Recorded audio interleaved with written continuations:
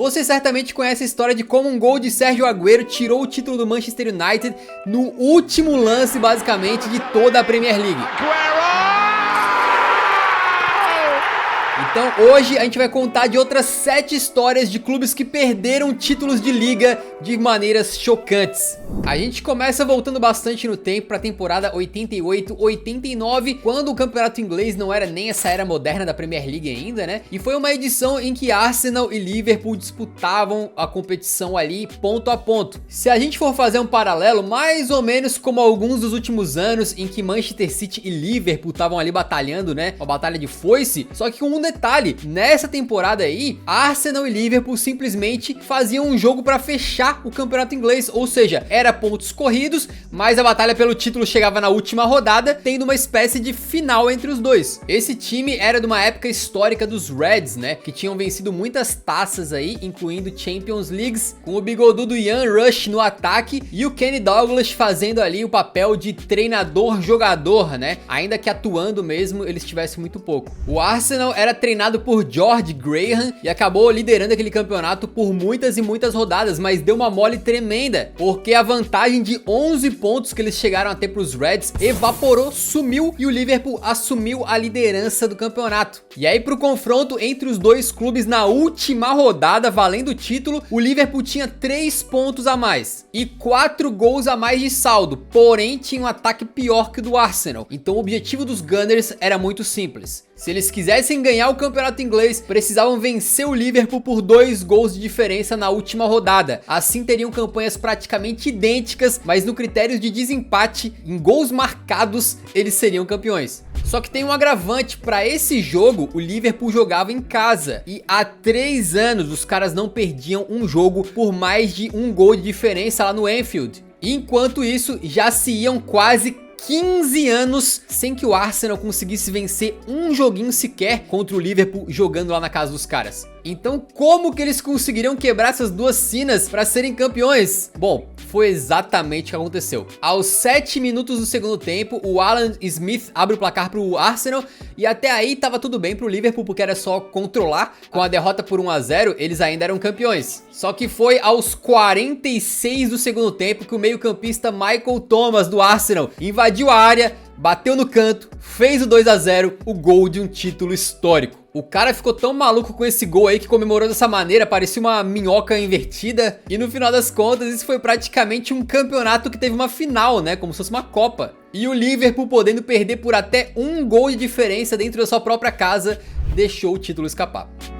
E por falar em Liverpool, você já deve ter ouvido falar que Steven Gerrard nunca ganhou uma Premier League. Ele que é um dos maiores atletas ingleses desse século, né? Um dos grandes ídolos da história recente lá dos Reds. Não levantou nenhum troféu de campeonato inglês, mas não foi por falta de tentativa. Ele teve uma temporada muito boa, quando o Liverpool, sob o comando do Brendan Rodgers, na temporada 13-14, montou um time redondinho que tinha chance de ser campeão. Não era dos elencos mais estrelados, mas tinha uma base muito interessante, com caras como o próprio Gerrard, o Lucas Leiva e um ataque composto pelos matadores Suárez e o Sturridge. Aí também tinha os jovens aí Sterling e Felipe Coutinho. E um jogador que chamava a atenção era o próprio Suárez, né? Em 2013-14 estava jogando o fino da bola e terminou aquela Premier League, para vocês terem uma ideia, com 31 gols marcados e 17 assistências. Ele botou a Premier League no bolso e se o Liverpool fosse campeão, seria muito por causa dele. E não foi um campeonato em que o Liverpool teve assim liderando por muito tempo nem nada, mas ele entra nessa lista porque eles foram assumir a liderança na 34ª rodada. Depois de perseguirem muito o Manchester City, eles tiveram uma vitória categórica justamente no confronto direto, batendo o Citão e roubando a liderança dos caras. Passaram 2 pontos à frente na tabela e ficaram com tudo nas mãos para vencer aquele campeonato. Com apenas 4 rodadas restantes,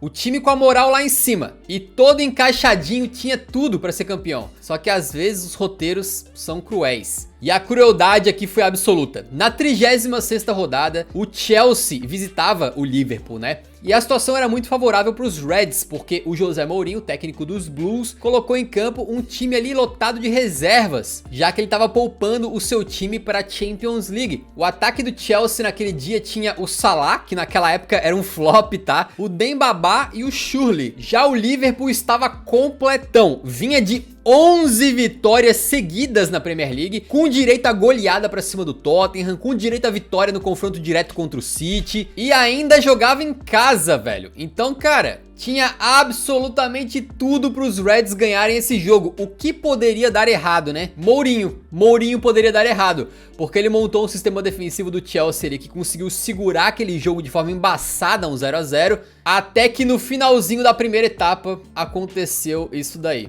O famoso escorregão do Gerrard, a bola fica com o Dembaba, que vai sozinho e faz Chelsea 1-0. O Liverpool pressionou no segundo tempo, mas não conseguiu empatar, o que seria suficiente para manter a liderança. E ainda no finalzinho do jogo, né, com o time todo pra frente e tal, tomou o 2-0 aí com o gol do Willian, que fechou o caixão dos Reds. Nessa mesma rodada, o Manchester City venceu o Crystal Palace, igualou o Liverpool na pontuação e acabou ficando líder nos critérios de desempate. Ali, amigo, o mundo caiu pros Reds, né? Os caras estavam há 24 anos sem vencer o campeonato inglês e bem na hora H, na hora mais importante, tiveram uma falha bizonha, que cara, na verdade assim, não foi nenhuma falha, foi um azar gigantesco do Gerrard, né, aquela escorregada, mas o fato é que o cara era o principal líder daquela equipe, um ídolo, e isso deixou eles tão abalados que na rodada seguinte, a 37ª, o Liverpool enfrentava o Crystal Palace e abriu 3-0 no marcador. Opa, boa recuperação, né? Só que eles conseguiram a façanha, amigo, de tropeçar nos próprios pés e deixarem o Crystal Palace empatar o jogo em 3-3 nos minutos finais já do jogo.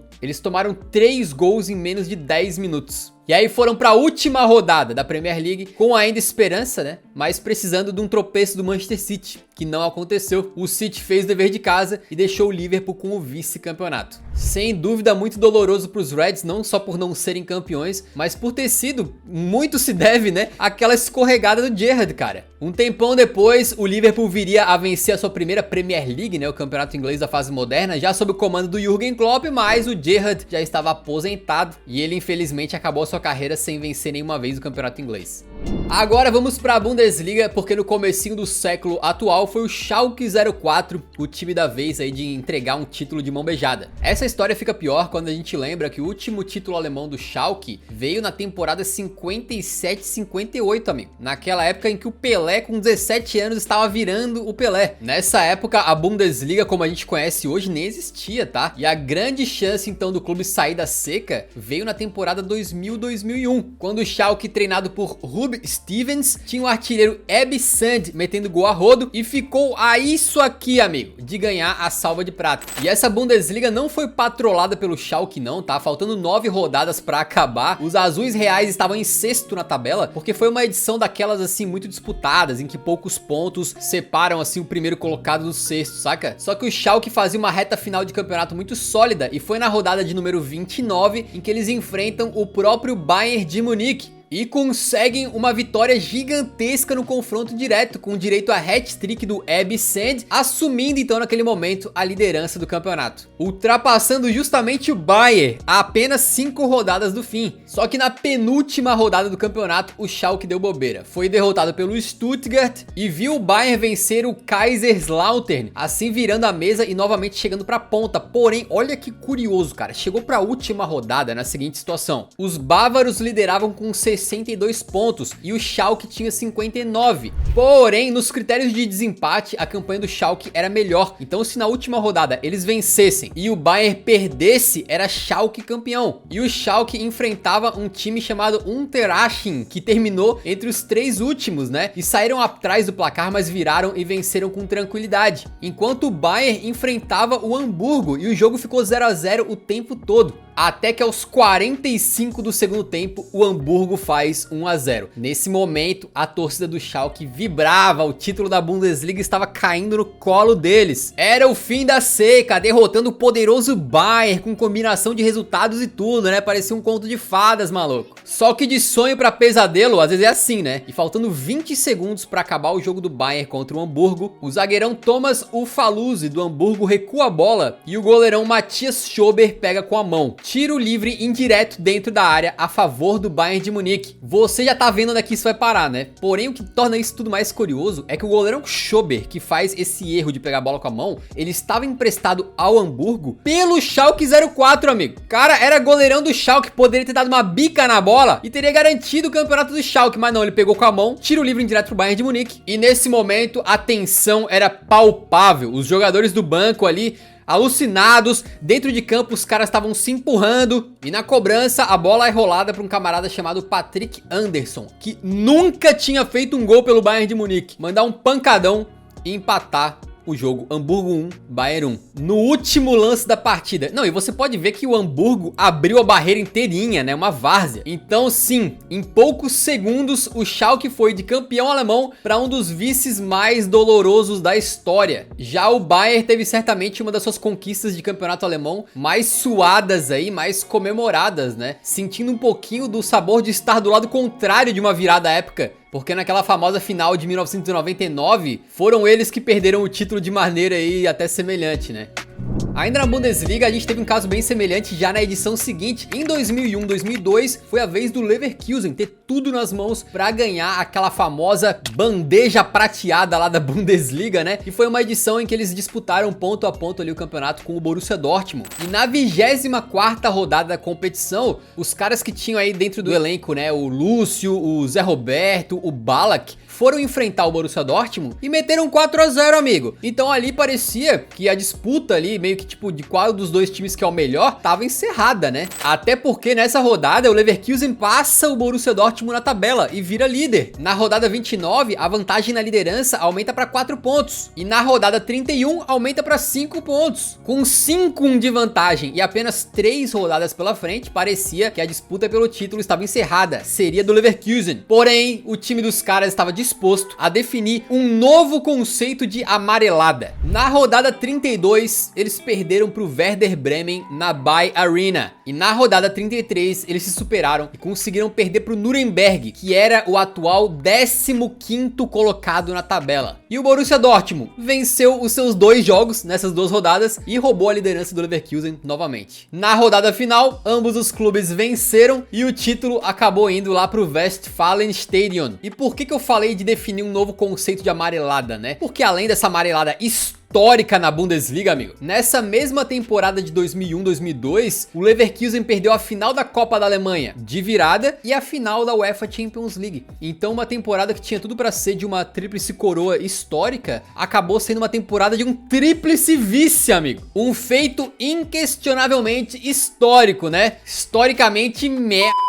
Nessa mesma temporada de 2000-2002, outro clube viu o título nacional escorrer pelas mãos de forma chocante e foi a Inter de Milão. Era uma edição da Série A italiana em que Inter, Juventus e Roma acabaram disputando ali muito, né? Só que na rodada 28, a Inter venceu a Roma e assumiu a liderança com 3 pontos de vantagem. E na rodada 30, ainda deram sorte porque foram derrotados pela Atalanta, só que viram a Roma empatar o jogo deles. Então os caras mantiveram 2 pontos de vantagem na liderança. Mas isso permitiu que um time que estava mais pra trás encostasse, e foi a Juventus, o que acabou se mostrando aí como um erro crasso. Naquela época, o campeonato italiano tinha apenas 34 rodadas e na 31ª o time recebeu um reforço de peso. O Ronaldo Fenômeno estava se recuperando ali de um grande período fora dos gramados pela sua segunda lesão séria no joelho, né? E voltou justamente naquele jogo contra o Brescia, que curiosamente a Inter perdia por 1-0 com um gol de Pepe Guardiola, ele mesmo, e depois foi buscar o resultado com 2 gols do Ronaldo. E chegando então para a última rodada do campeonato, a situação era mais ou menos a seguinte: a Inter dependia só de si, vencendo era campeã. A Roma precisava vencer e torcer contra a Inter, e a Juventus precisava vencer e torcer contra Roma e Inter. Mas as 3 tinham chances de título, e se o tema aqui é Inter, você já sabe bem o que aconteceu, né? Na 34ª rodada, a Roma venceu o Torino, a Juventus venceu a Udinese, enquanto a Inter acabou perdendo para Lazio de 4-2, de virada, depois de ter ficado 2 vezes na frente do placar. Na época eles tomaram gols até do Diego Simeone, que era ex-jogador da Inter, né? E do Simone Inzaghi, que no momento da gravação desse vídeo é o atual técnico da Inter. Nesse dia aí da derrota pra Lazio, Ronaldo Fenômeno saiu de campo chorando pelo título perdido, naquele que foi o seu último jogo pelos Nerazzurri. Depois todo mundo sabe, né? Ele fez a Copa da Vida em 2002 e acabou assinando com o Real Madrid na sequência. Então a Inter, que chegou pra última rodada dependendo só de si pra ser campeã, terminou o campeonato italiano no melancólico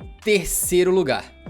Ainda no Italianão, tivemos uma história semelhante na temporada 2009-2010, quando a Roma teve chance de ser campeã, mas dessa vez a história beneficiou foi a Inter de Milão. Os caras eram treinados aí pelo José Mourinho e estavam já com 4 títulos italianos consecutivos, né? Tentando o 5º ali. E uma equipe treinada pelo José Mourinho, quando tá bem, cara, você tem que ser impecável pra conseguir bater os caras, né? Não pode dar mole. E quem deu mole, na verdade, foi a própria Inter, né? Porque na rodada 33, eles enfrentaram a Fiorentina e empataram, enquanto a Roma venceu o seu jogo, passou na frente da tabela e assumiu a liderança, faltando apenas 5 rodadas. Agora o campeonato italiano já tinha 38, tá? E parecia que as coisas dariam muito certo. Na rodada 34, a Roma vence o derby contra a Lazio, com 2 gols do Vucinic, e era uma equipe com nomes muito interessantes, né? Eles tinham o Juan na zaga, o Daniele De Rossi no meio campo, tinha o Totti no ataque, até o Luca Toni na época. A 4 rodadas do fim, era só fazer os deveres de casa ali que a Roma voltaria a ser campeã italiana, praticamente 10 anos depois daquele último título deles em 2001. Só que, meu amigo, a Roma é a equipe